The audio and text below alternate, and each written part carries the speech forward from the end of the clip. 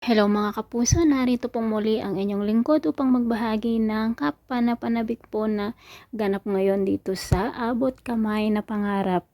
Nag-propose na nga po si Dr. Carlos dito kay Lynette, ngunit ito po ang naging sagot po ni Lynette ay hindi po niya tinanggap ang proposal ni Dr. Carlos at sa hindi po natin alam na dahilan. Ngunit pero syempre mas mabuti na rin yun kasi nga marami pang dapat malaman si Lynette, kaya hindi pa siguro panahon para magiging malagay sila sa tahimik, 'di ba mga kapuso? Dahil kapag magpakasal sila ay syempre magkakaroon din ng problema kapag malaman ni Lynette ang katotohanan, ang inililihim ni Dr. Carlos sa kanya.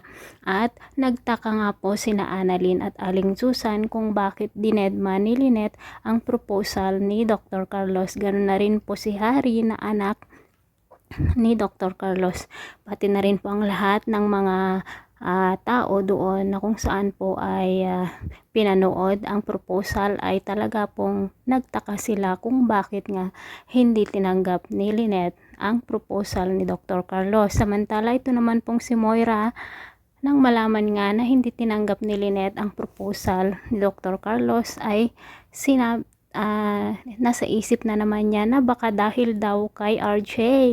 Ngunit sinabi naman ni Zoe na hindi naman siguro dahilan sa kanyang daddy kung bakit nga hindi tinanggap ni Lynette ang proposal. At talaga namang itong si Moira advance mag-isip, no? At sa pag-uusap nga po ni Annalyn, Lynette at Aling Susan, umiyak nga po si Lynette at sinabi na mahal niya si Carlos, ngunit kailangan pa niyang mag-isip kung ano talaga ang magiging desisyon niya dahil nga po nabigla siya sa mga pangyayari. At ganun na rin po ang sinabi ni Aling Susan dito kay Carlos, pabayaan muna nila si Lynette na magpahinga upang sa ganun ay makapag-isip nga po ng tamang desisyon para sa kanyang buhay.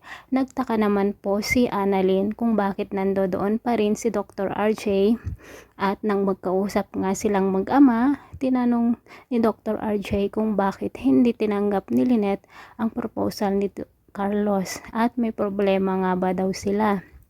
Pero sinabi naman ni Annalyn na wala silang problema at alam niyang nagmamahalan ang dalawa at gusto man nila na magiging oo sana ang desisyon ni Lynette, pero hindi naman pwedeng mangyari yun dahil nga po si Lynette lamang ang makapagdesisyon ng tama sa kanyang buhay, 'di ba mga kapuso? Samantala ito naman pong si Moira nagpunta sa 8th Streets at nagwawala na naman doon at nagkasagutan nga sila nitong si Doc Lindon.